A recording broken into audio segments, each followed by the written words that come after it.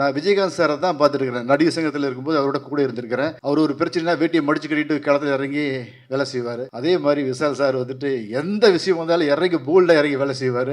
2 பேர்த்துக்கு உள்ள டிஃப்ரெண்ட் என்னன்னா, விஜயகாந்த் சார் கோவப்படுவார், விஷால் சார் கோவப்பட மாட்டார். நான் இந்த இடத்துல மேலே நிற்கிறதுக்கு ரொம்ப கஷ்டப்பட்டிருக்கிறேன். ரொம்ப கஷ்டப்பட்டிருக்கிறேன். அந்த கஷ்டங்கள் கொஞ்சம் நஞ்சம் இல்லை, அவ்வளோ கஷ்டப்பட்டிருக்கேன். அவ்வளோ அவமானங்கள், அவ்வளோ தோல்விகளை நான் சந்திச்சுட்டு இங்கே வந்திருக்கிறேன். பாலு மகேந்திராவின் ராமன் அப்துல்லா, பாரதி ராஜாவின் கிழக்கு ஜிமையிலே இருவரும் படைப்பாளிகளிடம் பயின்றவர். 30 ஆண்டுகளாக தமிழ் சினிமாவில் தனக்கென ஒரு பெயர் பெற்றவர். கின்னஸ் படமான சுயம்வரத்திலும் இருந்தவர். இவரின் நடிப்பு திறமையை சொல்லும் ஒரு படம் ஆச்சாரியா. அன்றிலிருந்து இன்று வரை வெற்றிக்காக ஓடிக்கொண்டிருக்கிறார், ஓயாமல் உழைத்துக் கொண்டிருக்கிறார். எண்ணங்கள் அழகானால் எல்லாமே அழகாகும் என்பது போல இந்த ரெட் ஃப்ளவர் திரைப்படத்தில் இந்த படம் விக்னேஷ் அவர்களுக்கு ஒரு பெரிய சக்சஸ்ஃபுல் ஃப்ளவராக கையில் கொடுக்கும் என்ற வாழ்த்துக்களோடு அழைக்கிறோம். ஏஜென்ட் விக்கி விக்னேஷ் அவர்களை உங்கள் முன் பேச அழைக்கிறோம்.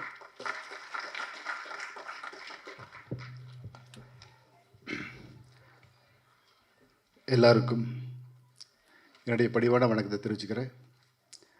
இந்த மேடையில் நிற்கிறதுக்கு காரணமான எனது முதல் படத்தின் சின்னத்தாய் படத்தின் டைரக்டர் கணேசராஜ் அவர்களுக்கும், இயக்குனர் இமயம் பாரதிராஜா அவர்களுக்கும் இந்த நேரத்தில் நான் நன்றியை சொல்லிக்கிறேன். இந்த ரெட் ஃப்ளவர் ஆடியோ ட்ரெய்லர் வெளியீட்டு விழாவிற்கு வருகை தந்திருக்கும் எனக்கு டைரக்டர் பாரதிராஜா மேலே ரொம்ப மரியாதை. எனக்கு அவ்வளோ பிடிக்கும். அதுக்கு ஈக்குவலாக வாசர் எனக்கு ரொம்ப பிடிக்கும். அது ஏன்னே தெரியல, அவருடைய சந்தர்ப்பத்துக்கு மட்டும்தான் நடித்தேன். அந்த படத்துலேயும் அவர்கிட்ட ரொம்ப அவ்வளோ எனக்கு அவர் பார்த்தா ரொம்ப பார்த்துட்டே இருக்கும் மாதிரி எனக்கு தோணும். அவங்களுக்கு என்ன நன்றி. நமது புரட்சி தளபதி விஷால் அவர்கள், அவர் வந்துட்டு ஒரு நடிகராக மட்டும் தான் உங்களுக்கு தெரியும். ஒரு நல்ல ஒரு மனிதாபிமான உள்ள மனிதர். யாருக்கு வேணாலும் ரொம்ப உடனே உதவி பண்ணுறதில் அவர் முதலாளாக இருப்பார். நான் நடிகர் சங்கத்தில் எங்கள் செயலாளர், நான் செயல்குழு உறுப்பினராக இருக்கிறேன். அங்கே வந்துட்டு நடிகர் சங்கத்தில் அந்த கடைக்கோடி நடிகராக இருந்தாலும் சரி, பெரிய நடிகராக இருந்தாலும் சரி, எல்லாத்தையும் ஒரே ஈக்குவலாக ட்ரீட்மெண்ட் பண்ணுவார். எல்லாத்து மேலேயும் பாசம் எடுத்து பார்ப்பார். நான் விஜயகாந்த் சாரை தான் பார்த்துருக்கிறேன். நடிகர் சங்கத்தில் இருக்கும்போது அவரோட கூட இருந்திருக்கிறேன். அவர் ஒரு பிரச்சனைனா வேட்டியை மடிச்சு கட்டிட்டு களத்தில் இறங்கி வேலை செய்வார். அதே மாதிரி விஷால் சார் வந்துட்டு எந்த விஷயம் வந்தாலும் இறங்கி போல்டாக இறங்கி வேலை செய்வார். 2 பேர்த்துக்கு உள்ள டிஃப்ரெண்ட் என்னென்னா, விஜயகாந்த் சார் கோவப்படுவார், விஷால் சார் கோவப்பட மாட்டார். அதுதான் டிஃப்ரென்ஸ். அப்புறம் இங்கே படத்தில் என் கூட நடித்த நடிகர்கள், ஒஜிமதி சார்லாம் லெஜண்ட். அவர் வந்துட்டு ஒரு புது பட நடிகர் மாதிரி ஏதாச்சும் ஒரு விஷயத்த இருந்தாலும் ஃபோன் பண்ணி கேட்பாங்க. என்ன விக்னேஷ் என்ன பண்ணுறீங்க, நான் போஸ்டர் பார்த்தா நல்லா இருக்குது, இது டப்பிங் படம் நான் பார்த்தா டப்பிங் நல்லா இருக்குது. அவ்வளோ ஒரு ஆர்வமாக படம் என்ன நல்லா இருக்குது, எப்படி வந்துட்டு இருக்குது, எப்போ ரிலீஸ் பண்ண போகிறீங்க, எப்போ அப்படின்ட்டு அடிக்கடி அவராக ஃபோன் பண்ணி கேட்பாங்க. இதெல்லாம் நினச்சி கூட பார்க்க முடியாது. இத்தனை வருஷத்தில் இத்தனை படம் நடித்து எம்ஜிஆர் சிவாஜி சாரோடலாம் நடித்து இவ்வளோ தூரத்தில் இருந்து கூட அந்த ஆர்வம் அவர்கிட்ட இருந்து நான் பிரமிக்க வச்சது. எனக்கு அப்படியே மிரண்டு போயிட்டேன். அந்த அளவுக்கு அவர் ஆர்வமாக இந்த படத்தை பற்றி கேட்டுகிட்டே இருப்பாங்க. அது காரணம், விக்னேஷ் இந்த படத்தில் ஏதோ இருக்குது, ரொம்ப நல்லா இருக்கிற மாதிரி இருக்குதுப்பா, ஏதோ நல்லா இருக்குது, நான் டப்பிங் பேசும்போது பார்த்தேன், அதனால தான் நான் அடிக்கடி கேட்குறேன், என்ன லெவல் இருக்குது அப்படின்னு கேட்டுகிட்டே இருப்பாங்க. அவருக்கு ரொம்ப நன்றி. அப்புறம் அஜிரத்னம் சார், நான் சொன்ன உடனே இந்த படத்தில் வந்து நடித்து கொடுத்தாங்க. அப்புறம் நாசர் சார், தலைவர் சார், விஜய் சார் வந்துட்டு நீங்கள் எல்லாம் பார்த்துருப்பீங்க, கிராமத்தை தான் பார்த்துருப்பீங்க. இந்த படத்தில் ஹாலிவுட்டே கலக்கிற மாதிரி ஒரு கேரக்டரில் பண்ணியிருக்காரு. ரொம்ப நல்லா பண்ணியிருக்காரு. அவர் வந்துட்டு எல்லாருமே கிராமத்தானாவே பார்த்துட்டாங்க. அப்புறம் சுரேஷ் மேன் சார், அவர் ட்ரெஸ்ஸை போட்டாலே ஒரு கெட்டப் அப்படின்னு ஜம்முனா நிற்பார். அப்புறம் படத்தில் நடித்த ஹீரோனி அவங்க வரல, ஏதோ வெளிநாட்டில் இருக்காங்க. அவங்களுக்கு இந்த நேரத்தில் நன்றி சொல்லிக்கிறேன். மற்ற நடித்த அத்தனை நடிகர்களுக்கும் என் நன்றியை சொல்லிக்கிறேன். எல்லாம் சொல்லிட்டு நினைக்கிறேன். அப்புறம் இந்த படத்தில் நடித்த டெக்னீஷியன் பற்றி சொல்லணும். ஃபஸ்ட் கிளாஸான ஒர்க்கர்ஸ், எல்லாருமே அற்புதமான கலைஞர்கள், எல்லாருமே யங்ஸ்டர்ஸ், சின்ன பசங்க, எல்லாருமே 25 30 வயசு அவ்வளோதான் இருப்பாங்க. டைரக்டர் ஆண்ட்ரூ சார் வந்துட்டு நைட் ரெண்டாக வேலை வாங்குவார்.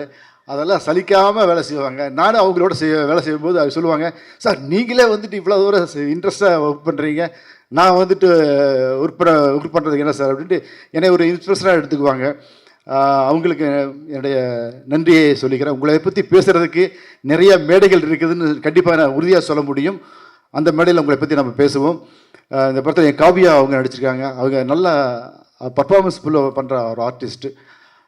அப்புறம் எங்களுடைய டைரக்டர் ஆண்ட்ரூ அவர்கள் ஒரு நல்ல டைரக்டர். கன்ஃபார்மாக இந்த படத்தில் நீங்கள் ட்ரெய்லர் பார்த்துருப்பீங்க, சாங் பார்த்துருப்பீங்க, எல்லாமே பார்த்துருப்பீங்க. நல்ல டைரக்டர், நல்ல டெக்னீஷியன், இல்லை எந்த ஒரு டவுட்டுமே கிடையாது. நல்ல டெக்னீஷியன், நல்ல டைரக்டர், நல்ல மனிதர். அதுதான் ரொம்ப முக்கியம். நல்ல மனிதர், அற்புதமான ஒரு மனிதர். அவர்கிட்ட எனக்கு பிடிச்ச விஷயங்கள் எந்த ஒரு பொய் இதுவுமே கிடையாது. நேர்மையாக உழைச்சிருக்காரு. அவருக்கு என்னுடைய வாழ்த்துக்கள். நான் நிறைய பேசணும்னு நினச்சேன். என்னுடைய ப்ரொடியூசர் தயாரிப்பாளர் மாணிக்க சார் ஒரு அற்புதமாக பேசினார், வெள்ளந்தியாக பேசினார். அவர் வந்துட்டு இந்த படம் வந்துட்டு மாணிக்க சார் இல்லைன்னா இந்த படத்தை கண்டிப்பாக ரிலீஸ் பண்ணவே முடியாது. அவ்வளோ பேர் வந்துட்டு அவர் தடுத்தாங்க. என்னங்க விக்னேஷ் சார் வச்சு நீ படம் பண்ணுறீங்க வேண்டாம் அப்படின்னு எவ்வளவோ பேர் தடுத்தாங்க. அதையெல்லாம் மீறி எங்கள் மேலே வச்ச நம்பிக்கை, டைரக்டர் மேலே வச்ச நம்பிக்கை, அதுக்காக அந்த படத்தை ஃபஸ்ட்லேருந்து எங்கேயுமே பின்வாங்காமல் படத்தை முடிச்சிருக்காரு. ஒரு நல்ல மனிதர். அவர் வந்துட்டு சினிமாவை சம்பாதிக்கணும்னு வரலைங்க, சினிமாவை கண்டிப்பாக சம்பாதிக்கணும்னு வரல. இங்கே வந்துட்டு சினிமாவை லவ் பண்ணி, சினிமாவை ரொம்ப என்ஜாய் பண்ணி, சினிமா அவ்வளோ அவருக்கு பிடிக்கும். சினிமா மேலே அவ்வளோ பற்று உள்ளவர். அவர் சினிமாவுக்கு வர்றது நிறையா டைரக்டர்கள், நிறையா டெக்னீஷியன்ஸுக்கு ரொம்ப ஒரு வரப்பிரசாதமாக அமையும். ஏன்னா இந்த படம் எனக்காக இல்லைன்னா கூட தயாரிப்பாளர் மாணிக்கம் அவர்களுக்காக இந்த படம் பெரிய ஹிட் ஆகணும். ஏன்னா மாணிக்கம் சார் வந்துட்டு இந்த படம் ஹிட் ஆச்சுன்னா நிறைய படம் பண்ணுவார். இந்த படத்தில் வர படத்தை எடுத்துக்கிட்டு வீட்டில் வச்சுக்க மனிதன் கிடையாது. நிறையா படம் பண்ணணும் அப்படிங்கிற ஒரு ஆர்வமுள்ள ஒரு மனிதர். அதனால் இந்த ரெட் ஃப்ளவர் படத்தை கண்டிப்பாக நீங்கள் எல்லாமே தியேட்டரில் போய் பார்த்து வெற்றி படமாக அமைச்சு கொடுக்கணும்.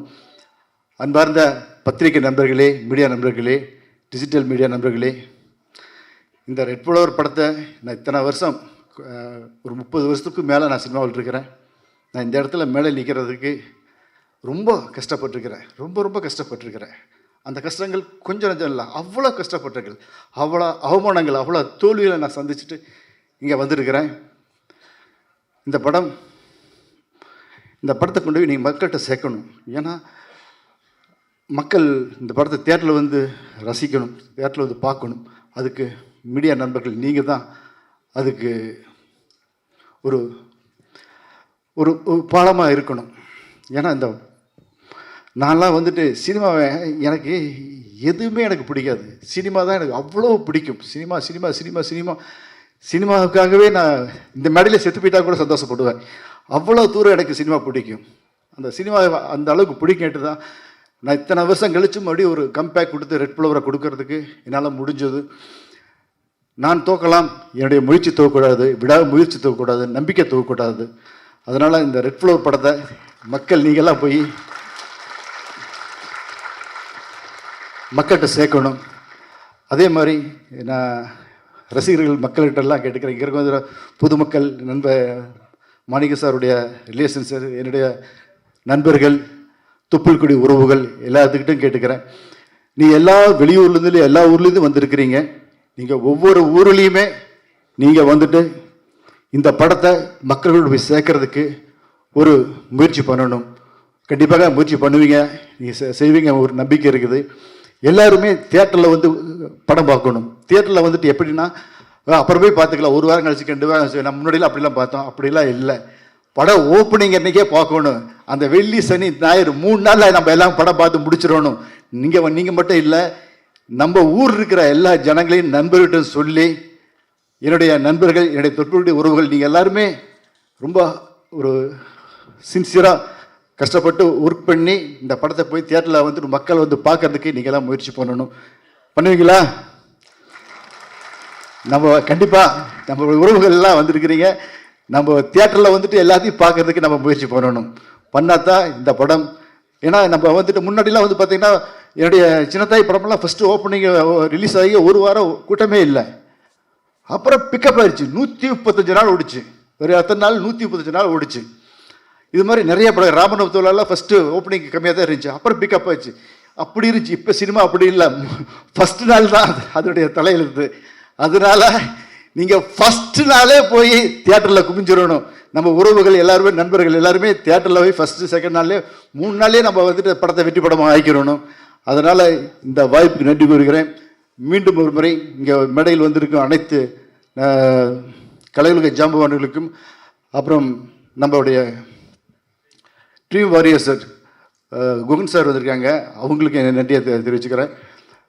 இந்த மீண்டும் ஒரு முறை பத்திரிகை நண்பர்கள் இந்த படத்தை மக்களிடம் கொண்டு போய் சேருங்க அப்படின்னு உங்களுடைய பாதம் தொட்டு பணிவுடன் கேட்டுக்கிறேன். வாய்ப்புக்கு நன்றி நன்றி நன்றி.